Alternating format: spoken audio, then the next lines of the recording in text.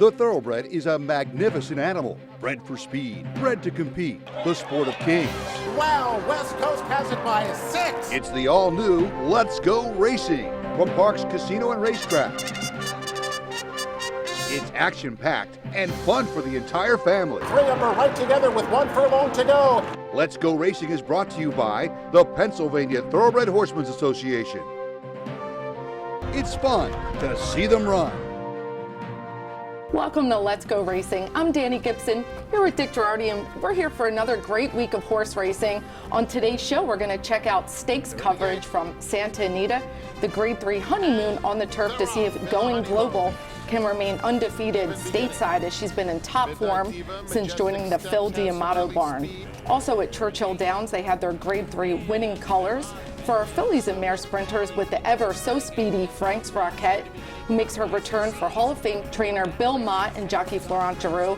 And at Belmont Park, the Seek Again Stakes on the turf with a stellar group of runners, including Decorated Invader for the Clement Barn and Flavius for Juddmonte Farms and Chad Brown. All this on today's show. But first, let's talk a little bit about the Belmont Stakes. Yes. It's really starting to shape up. It is. And the big news was Rumbauer will have a different rider. We'll have jockey Johnny Velasquez, which is no slouch. Right, so what happened was Flavian Pratt had given a 2-race commitment to Doug O'Neill and Hot Rod Charlie. And obviously he ran really well in the Derby. I don't think he anticipated necessarily winning the Preakness with Rumbauer. You did, but I don't know that he did. So after that, he had made the commitment, so they had to stay with Hot Rod Charlie. But yeah, if you're going to get a substitute to ride at Belmont Park, Johnny Velasquez, who's obviously one of the all-time greats and is riding in great form, is a pretty good substitute. And interestingly, Michael McCarthy, the trainer, worked for years as Todd Pletcher's #1 at Belmont Park, so he's familiar with the track. And obviously Johnny V was riding first call for them back then. So yeah, it'll be interesting. We will have the Preakness winner. We will not have the Derby winner. Obviously, Medina Spirit, I think, is headed back to California, and we don't know when we'll see him again. Maybe the Haskell, something like that. I would think that's a typical Baffert move, but it's a really good field. I mean, I think no offense to the Preakness, but I think it's a stronger field than the Preakness because we have some of these horses that essential quality specifically. Yep. The Derby favorite who ran well in defeat, he'll be in the race. So yeah, I'm looking forward to the Belmont. Should be fun. Me too. I'm really looking forward to Rebels Romance. The UAE Derby winner gets Mike Smith, and obviously Flavian Pratt's going to ride Chuck, Hot Rod Charlie. Yes. And Rock Your World is going to take another shot. Trainer John Sadler thinks we're going to see a different Rock Your World with Joel Rosario. He was eliminated at the start. Just put a line through it, and when you get to the past performances, we'll talk about it next week, there's every chance he's going to be loose on the lead, like he was in the Santa Anita Derby, and he'll run, obviously. Forget the Derby. He had no chance. And Rosario on the lead is as hard to get by as any jockey in recent memory. He sure is. And don't forget the Todd squad. We got Bourbonic with Kendrick Carmouche. Kendrick Carmouche rode at Parks this week. It was great to see him. Known Agenda, Irad Ortiz is going to ride. Yep. And Overtook, I think Matty Franco took them out. Yeah, Kendrick told me after the Derby, we will win the Belmont. Now, I love Kendrick. He's a little more confident than I am, but we'll see. Well, we're certainly going to be rooting for him, and just a fabulous Belmont Stakes. Let's get to some local racing. We had our local race of the week was Monday's 9th race, an allowance race for fillies and mares, $45,000 purse going the 1 mile distance. And our post-time favorites, number 6, always a queen for trainer Scott Lake with our leading rider, jockey Ruben Silvera. Yeah, Ruben Silvera is like pulling away from the pack here. I mean, I know it's only May, but he looks like he's going to be impossible to catch in the jockey's race. But yeah, this horse always a queen. Win, second, win in the last 4. Absolutely. And our second choice is a shipping in for trainer Miguel Vera, Irrepressible with Jeremy Laprida. Yeah, I think this horse is okay. I'm not sure why this horse got bet quite like she did, but bettors like to do what they like to do. Sometimes I like to do opposite of what they do. Well, we'll see how the race unfolds. Here's the call with Chris Griffin. Gambit's Girl is clear. Gambit's Girl up by 3/4 of a length under a full drive there is Cousin Basil in second. Like a Pro is in third. Always a Queen still with 5 lengths to make up as they approach that quarter-mile pole. Gambit's Girl is doing it nicely, is under a full drive now. Not making up the ground is Cousin Basil. Like a Pro, Always a Queen starts to build some momentum down the side of the racetrack. It's Gambit's Girl for a final 1/8 of a mile in between runners. Here comes Like a Pro. Towards the outside, Cousin Basil, always a queen with late momentum as well. Gambit's Girl, Like a Pro, always a queen, Cousin Basil. 4 of them across the track. Here's Like a Pro from in between horses. Like a Pro gets up. Well, jockey Frankie Pennington just slipping up the rail with Like a Pro. I mean, Gambit's Girl, she led the whole race for trainer Ralph Roviezo and just got beat at the end. That was a $5,000 claim for them, and boy, she's really been a great return. But Like a Pro for Uriah St. Louis and Frankie Pennington. Yeah, Uriah over Ralph, and boy, tough beat for Ralph, as you said, Danny. Gambit's Girl ran a sensational race, and Like a Pro, like all of Uriah's horses, comes from the back. That's what they do, and I thought Always a Queen ran okay as the 4 to 5, but obviously if you're betting on 4 to 5, you want better than third. Well, definitely. She really got shuffled back kind of in the beginning, but like you said, she did come a run. Took her out of it. Let's talk a little bit about the Granny Fund. Yes. We always talk about it. It's one of our sponsors here when we do our news and notes segment. But the Granny Fund, we have this amazing community of backstretch families back here. The Granny Fund helps with assisting with college money, books, scholarships. So we've done this great piece with Bruce Casella. Here's more on that. Catherine Charlotte Yeomans, aka Granny, could do it all. From plumbing, carpentry, to refinishing cabinets. She could fix anything she put her mind to. Granny was a Kentucky gal, born in 1915, and had a different way of thinking about things. She had a can-do attitude, mixed with a heart of gold. In 1982, after her husband William passed away, she made her way from Kentucky to Pennsylvania to live with her daughter Connie. That move wasn't just good for Connie, it was good for the horsemen at Philadelphia Park. She was out here all the time. Anytime we used to have softball games and picnics and stuff, and Granny was always the biggest duck in the puddle. She loved it. For 18 years, Granny touched many lives at the racetrack. She preached love and goodwill and really emphasized education. Granny passed away in the year 2000, and the Granny Fund was born. Finding out that I could apply for the Granny Fund was a great thing. It was a little bit of extra money each semester that really helped in the long run. My family has been able to take advantage of the Granny Fund by sending my daughter to college for 4 years, and now she has a good job, and my son was able to go away to Penn State. The Granny Fund's been great. I mean, look at how many kids get an opportunity from the backside here to actually, further their education, which they couldn't have without it. The Granny Fund is all about bettering our community, just like Granny would have wanted. Granny was always adamant to everybody about getting more education, completing their education, doing whatever they could to learn more. And I didn't think anything could better serve her memory than a scholarship fund. I originally didn't know about it, so it was a pleasant surprise when I heard some of the other trainers and grooms talk about how their kids, were going to college and how they were affording to put their kids through college. Really appreciated it. Helped out.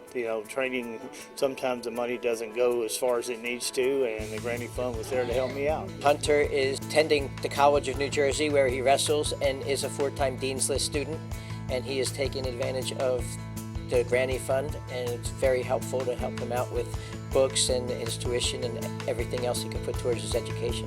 And you can help carry on this amazing educational program with a generous donation to the Granny Fund. I went to Temple University and went at Mercer University, and I want to thank the Granny Fund. I would like to thank the Granny Fund for helping with my college experience. With Granny Fund, they help a lot to have a success in studies and their career. So thank you very much. Thank you so much. Thank you. Yeah, the Granny Fund is just something we're extremely proud of here with our PTHA community. Granny Fund was named after Connie Yeoman's mom, Granny, and it was something she was very passionate about. So get involved, donate. These kids are depending on you. Just kidding.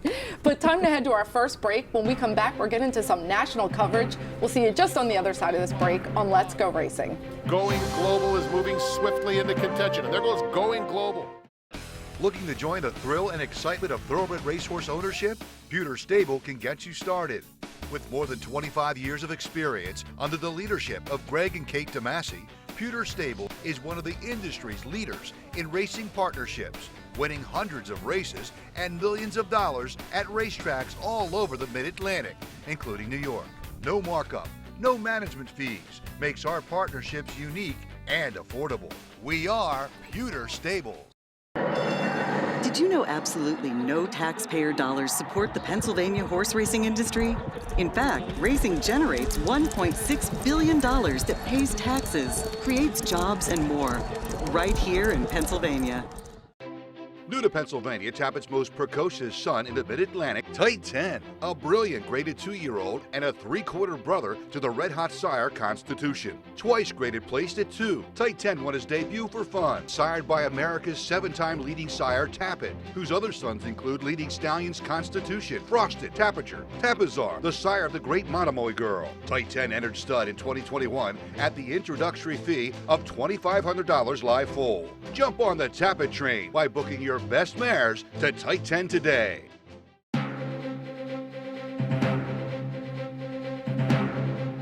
Welcome back to Let's Go Racing. Our national coverage is brought to you by the Chapman Auto Group. If their emblem's not on the back of your car or truck, well, you simply did pay too much.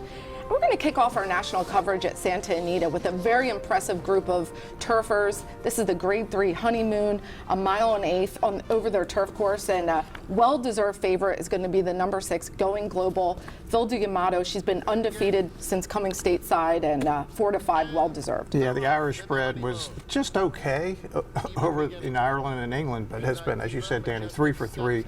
Here in the U.S., and the D'Amato-Pratt combo is very difficult to beat at Santa Anita these days. They certainly are. And second choice is Madone in number 7. Simon Callahan, Kaleem Shah, and Kaleem Shah's whole family was here rooting on Madone, so obviously they thought she was going to run a big one. Yeah, Madone is 4 for 4 in races not the Breeders' Cup Juvenile Fillies turf course. She actually ran okay. I remember watching the videos of her going to the race at Keeneland. I thought she was a contender. That race, you have 1 million horses, things happen. But yeah, she's okay. Everything about her paper is pretty good. Well, let's get to the call with Frank Miramati. Chasing Pizzazz, showing the way by 2 lengths. Majestic Steps, a clear-cut second, then Midnight Diva, racing on the inside of Madone. 3 more back to Going Global, comfortable at this stage, 8 lengths off the lead and biding her time. Quattro L is just behind her, and Golden has trailed throughout. Heading to the 3/8, Pizzazz winging along with a 2.5 length lead. Midnight Diva comes back for more on the inside of Majestic Steps, who's still in second. Madone is in 4th, 3 lengths off the lead while 3 wide. Going Global is moving swiftly into contention, and there goes Going Global, hugging the rail and passing horses one by one, coming after Pizzazz with 1/4 mile to go. A dream trip for Going Global, who pounces, takes command at the 8th pole, and opens up. Well, Going Global just certainly showing how impressive she is, and definitely a future superstar. I mean, this was a textbook turf race. I mean, she was just impressive. There's no other word for it. No, she won by almost 5 lengths. And look, it was a hot pace. They won 22.4 and 45.6 and 109.8 and all that stuff. But having said that, Going Global, as you said, Danny, I mean, that was just one of those visually super impressive. Of her 4 wins stateside, that was the most impressive. And I got to think there's grade 1s in her future, yes? I think so. I've read that they're pointing her to the ultimate goal is going to be the Del Mar Oaks. It's a grade 1 on the turf, and well deserved. I think she'll be super tough in there. And keep in mind, the Breeders' Cup is at Del Mar this year, so. Well, I'm sure they're very thrilled about that. Well, let's head to Churchill Downs. They had their Grade 3 winning colors for fillies and mares sprinters. And the ever so speedy Frank's Rocket is our favorite, 3-5. She's post 2 for Belmont and jockey Flo Giroux. Yeah, Frank, this horse had a tremendous 2020. I mean, 5 out of 7 lifetime in that year. And the only bad race was the Breeders' Cup Sprint, where they tried to go against the males. That just didn't work. But yeah, Frank's Rocket is a very, very good horse. And our second choice is number 4, Sconsin, for Greg Foley, who's a local at Churchill Downs, and he gets Tyler Gaffleone. And speaking of Churchill Downs, this filly is okay some places, but really good at Churchill, 4 lifetime starts, 2 wins and a second, and she needs a speed duel up front to run her best. I wonder if she'll get it. Here's the call with Travis Stone. Rising Seas shows the way down the backstretch run. Frank's Rocket not pressuring yet, sitting back while second. There's 4 furlongs left. Tipsy Gal's in the clear, racing third. Sconson moves over to the inside fourth for the run round the far turn. 21-3 was the opening quarter mile. There's 3 furlongs to go.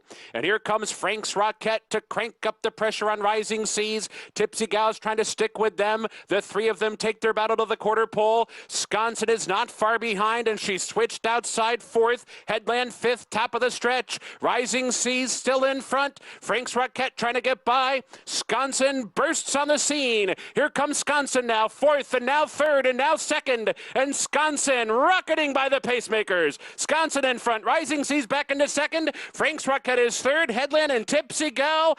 Sconson scores. Well, Sconson definitely benefited from a hot pace, and the number 6 did fall at the break, and Frank's Rocket kind of hopped in the air, but boy, she was closing hard and fast. Yeah, I thought Frank's Rocket ran fine under the circumstances, but yeah, it did set up, Danny, as you said, for Sconson, and there's every chance we could, I don't know this for sure, maybe see Sconson on July 3rd in the Princess Rooney at Gulfstream Park. The reason I bring that up is I had some time to talk to our buddy Lupe Preciado over the weekend, wrote a story about Chubwagon, who was, of course, 6 for 6, stabled here at Parks, the PA bred, and he said that is her next target, Princess Rooney at Gulfstream Park, and the hope is, that's a win and you're in. The hope is if she wins it, then they'll point for the Breeders' Cup Filly and Mare Sprint at Del Mar, but she's still got to be nominated. She's not nominated, the sire's not nominated, it's a significant number there. But if they win the purse, that's paid for. Everything's paid for. And look, Lupe, the only time he went to the Breeders' Cup, remember Faber Tail, how great he ran in the sprint. And that was with nothing going right. This year, with a whole time to prepare, maybe he could get a Chubwagon there. And look, Parks, Breeders' Cup, why not? 4 years in a row. Exactly. It's happened the last 3. Well, we would love to see that. We hope these great fillies get to battle together. Let's check out some stakes action from Belmont Park. They had their Seek Again Stakes 1 mile on their turf course, and heavy favorite is coming in at Flavius, 9-5 for Juddmonte Farm, and Chad Brown on the turf. Of course, he's a favorite. Yeah, a shocking development, Danny, that Chad Brown would be favored with a Juddmonte turf horse. You know, the paper on this horse is okay. Certainly the Kilroe was a really impressive race, beating a length, but I didn't look at her as that much better than a lot of these other horses, but Chad is in, and Chad gets bet. Obviously. And Decorated Invader taken second choice at 5-2. Christophe Clement and Joel Rosario gets the mount. Yeah, remember Decorated Invader, the West Point horse, just got off to a great start to his career. Still solid, it's over $500,000, but is maybe not in his best form, certainly not the form he was earlier in his career. Definitely have to improve significantly. Well, here's John Imbriel with the call of the Seek Again Stakes. Gets smoking by almost a length and a half. Flavius is in second by a neck, with Tell Your Daddy down on the inside in third by a length and a quarter. Decorated Invader is in fourth, about 4.5 from the lead. Then Epic Dreamer and Olympic Runner right together. Delaware is in seventh, and Tiberius Mercurius is at the back. They go into the far turn. The half was 48-3. Get Smokin' continues to lead here over Flavius. Get Smokin' by a length. Flavius in second. Tell Your Daddy is down towards the rail in third. Decorated Invader is next in fourth. On the far outside, Tiberius Mercurius is gaining some ground. Delaware advances in between horses. Down at the rail is Epic Dreamer, and Olympic Runner is at the back, and they're all chasing Get Smokin', who continues to lead here. Flavius is all out on the outside. It is Get Smokin'. Flavius driving up. Get Smokin' is holding on to the lead. Flavius is in second. Tell Your Daddy is next in third. They're coming on for the finish, and it is Get Smokin' trying to hold off Flavius, and Get Smokin' has done it. Well, Get Smokin' gets loose on the lead and takes him gate to wire. I mean, he was able to settle for his jockey, Junior Alvarado, and he's got some famous family. Got Stormy, he is a full sister or a half sister. They're both out of Get Stormy, and she started with Tom Bush as well. Yeah, this is a really neat horse, and her whole deal is, or his whole deal, Danny, is loose on the lead, really dangerous. Not on the lead, not so good, can get beat badly, but went out there, very dangerous to win. This race was a little bit of a carousel race, as it did run 1, 2, 3, the 5, 10, and 3. Nobody else really made up any ground, but I would think some of these horses like Delaware, I would keep them in your back pocket for next time. Yeah, whenever you see a race like that, like Danny pointed out, where the horses never change position, first, second, and third, keep an eye on those horses that were in the back, because that's basically telling you they had no chance. Exactly. With the pace in front of them. Exactly. Well, it's time to get to our next break. When we come back, we're going to have our jockey and trainer on the week. We'll see you just after this break on Let's Go Racing.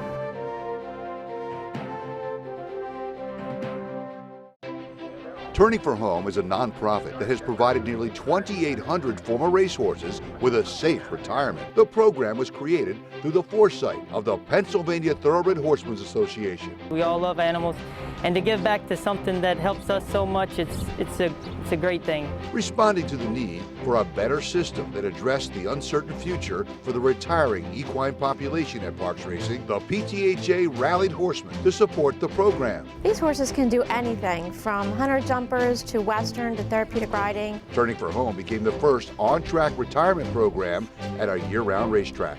We want to make sure that our horses that have run so well for us over the years get the great opportunity to get a new vocation. Out of everything that we've done in Pennsylvania for racing, I think that's the thing we can be most proud of. If you would like to help these amazing animals find a great second career and forever home, please give us a call or contact us at turningforhome.org.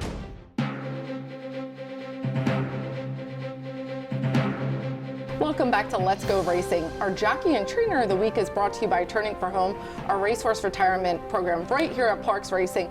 We have another great success story to share with you. Final Blessing raced mostly here right at Parks Racing. He retired with 2 wins. This beloved chestnut gelding has found a new home with his latest adopter, Melissa, and he's become a real family member. Truly a blessing for Melissa's family. He's shown to be a very versatile horse following his retirement here at the track. He's nicknamed Pumpkin Pete by her 3-year-old daughter and has been enjoying his new home in Colorado, mostly doing trail rides, and he's currently working with a trainer to learn jumping.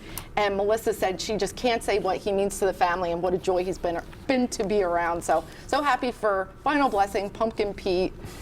Let's get into our Jockey of the Week. Our Jockey of the Week is Sylvester Gonzalez. He's been on fire. He had a 3-win day Monday, and he's just been riding lights out. And for a lot of new connections, he's been doing really well. And our trainer of the week is Tim Smiley. Tim had Mount Sirabachi off a 6-month layoff to win one of our second turf races here at Parks.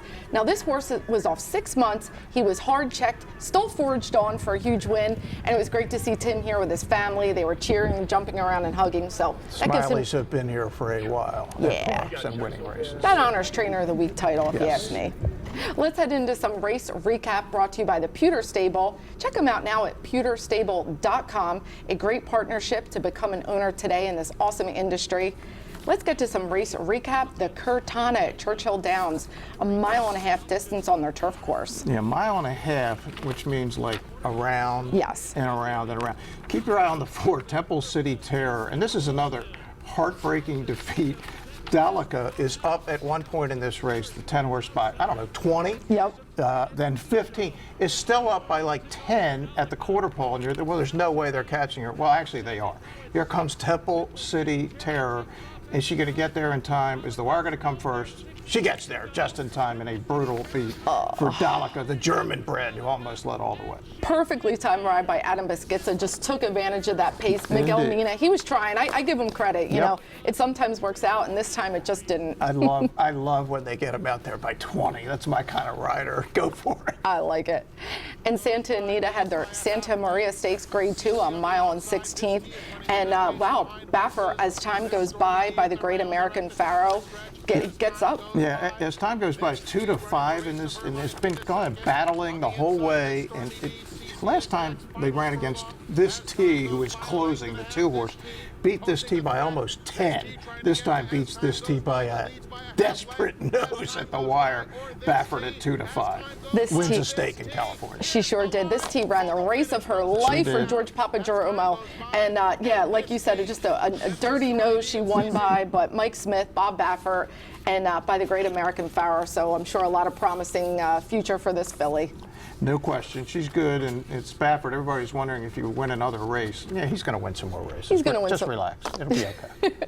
And we'll see him here in the Santa Anita Cinema Stakes, a 1.8 miles on the turf course.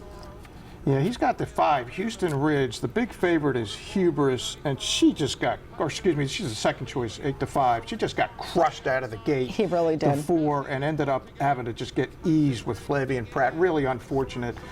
And Hudson Ridge is like the dream trip the whole way, and then it looks like maybe Sword Zora, the 9-5, is going to come and get him in the end, and then Hudson Ridge takes off again.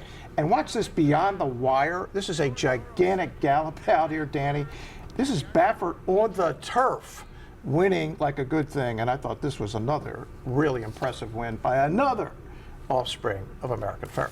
American Pharoahs, they are proving to love the turf. Yes, it was a weird run race. Jimmy Irish kind of swerving at the beginning. There was a lot going on Jimmy there. Irish just knocked Hubris not only out of the race, but really out of the race. I hope the horse didn't get hurt, but he had to get eased. Yeah, and precautionary pulled him up. But we'll see forward. A lot of these American Pharoahs are just ripped. We have one at Parks, almost get up for the win, and we'll see a lot more of them. Put this horse Hudson Ridge on your stable mail. I thought this was, visually dazzling. So, and again, this is the second stake we've seen Baffert win on the grass in like 3 weeks. I mean, what's going on there?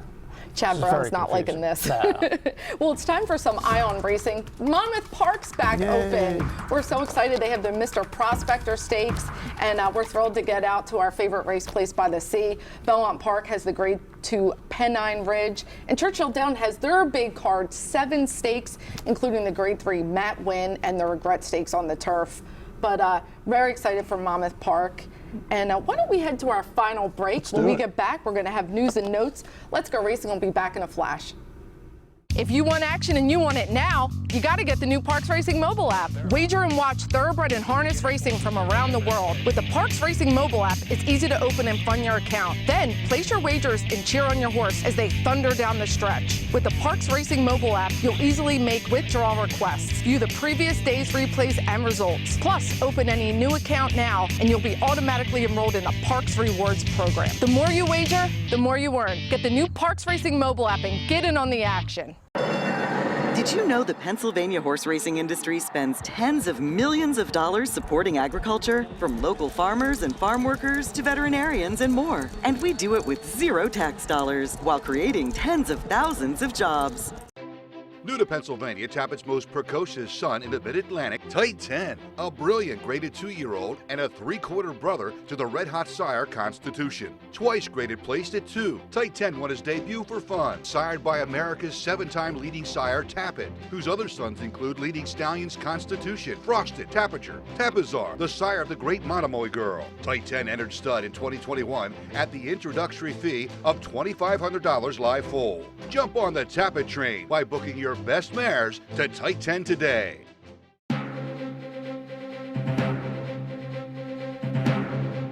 Welcome back to Let's Go Racing. Our final segment is news and notes brought to you by the Granny Fund. We talked about that earlier, helping our wonderful backstretch community with continuing education. We do have some sad Parks news. Longtime farrier Dean Musser did pass away.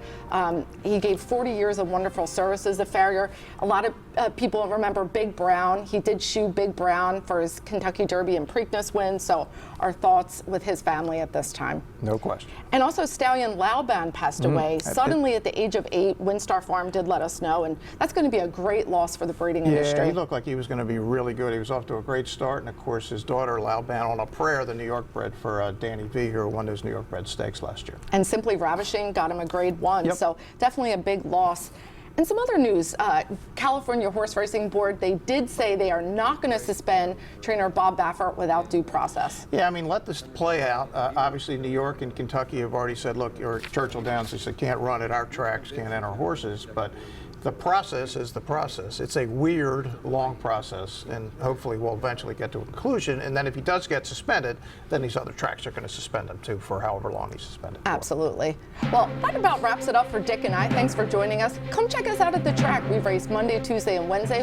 Post time 12:55. Thanks for joining us. We'll see you next week on Let's Go Racing.